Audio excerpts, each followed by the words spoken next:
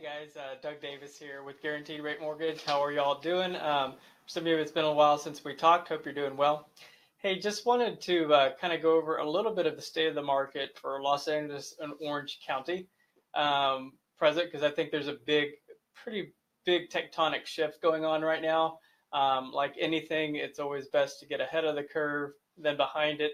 And this kind of goes for whether you're looking to purchase a home or even refinancing. There's some implications for that. So just kind of want to go over some of the numbers. What we're seeing is an increase, fairly dramatic. I wouldn't quite say dramatic, but fairly dramatic increase in the number of listings. The number of active listings have increased each of the last 3 months, all the way from July 2015 till April 2018. The number of active listings was decreasing. Well, April 2018, that number reversed and is kept reversed for the last 3 months. So the number of active listings is increasing at a pretty brisk pace. The number of listings have also surged. They started from pretty low last year, but have greatly outpaced year to date or a year ago as far as the number of listings coming online. For Los Angeles County, it's 3,368 versus 1,478. For that same time period. Orange County was 2,170 versus 1,389 for that same period last year. So you can see a big surge. The number of days on market, which is a huge one, as y'all know, that one of the main things is the number of listings has been at a all-time low in many areas, and time on market has been very, very short. Well, that number for Los Angeles County went from 52-day average last year to 59 days this year. Well, for Orange County, it was 58 days average last year to 63 days this year. So a pretty big increase in the number of days on the market, and that kind of goes along with, well, the more listings there are, typically.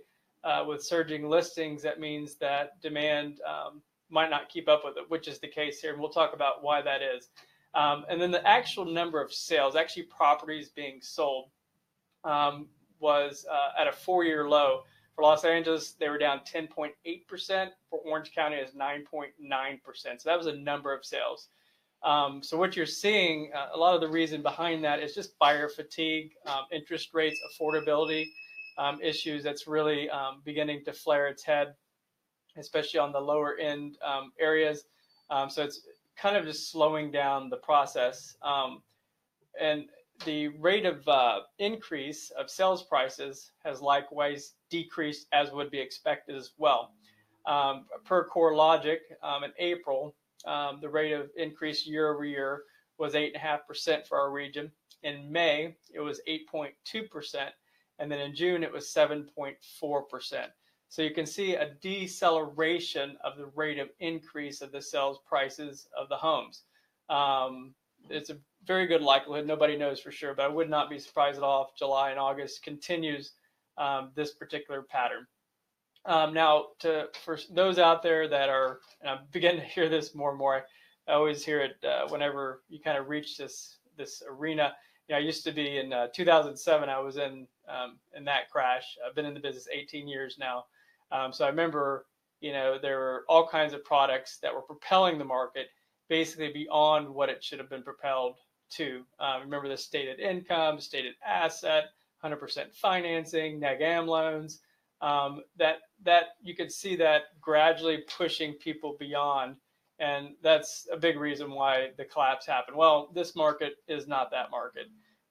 Basically, an entire pendulum swing occurred after that to everything being full dog, fully certified, everything about a borrower. As many as you know who have been through the process since then, it's quite a rigorous process. So these mortgages are much more sound, secure. Also, the economy, let's face it, is raging. We have some historic unemployment numbers. Basically there are literally more jobs than there are people to work them right now. And although employers have been very slow, and a lot of these are employers that were in the Great Recession, have been very slow to increase wages, what we have seen is people getting wage increases by switching jobs at a historic level. Also bonusing and overtime. We've seen that, and most experts agree, and I would agree with them, that the wages will have to budge pretty soon. You can't have this hot of a market. You'll basically lose employees, right, if you don't give them wage increases. So that's kind of the other facet of this demand, staple as we're hitting these affordability issues. Now, here's the thing to remember: with bonuses and overtime, you have to take a 2-year average. So even though we begin to see these in increasing and substantial pops, it takes a while before you can actually count it and capture it. So that's a whole nother demand thing that we'll see what the effect of that is a little bit later out. So what are the takeaways for you? If you're a buyer out there looking to purchase something, you're going to have more inventory to choose from. This has been the great dearth here lately, was not enough inventory to choose from. Hyper demand, because the rate of growth on the home prices was so great. You had a lot of investors, all cash. So even if you're coming with a nice down payment, a lot of times you get beat out by an all cash investor. Strategically, I think you want to be aggressive in this time as far as pursuing it. I think, like I said, you're going to have more to choose from. You're going to have more leverage or leverage power with the seller. Who knows? I mean, we haven't seen it for a while, but you might even begin to see sellers' concessions coming back. Usually those are between 3 to 6%, where they'll pay for closing costs.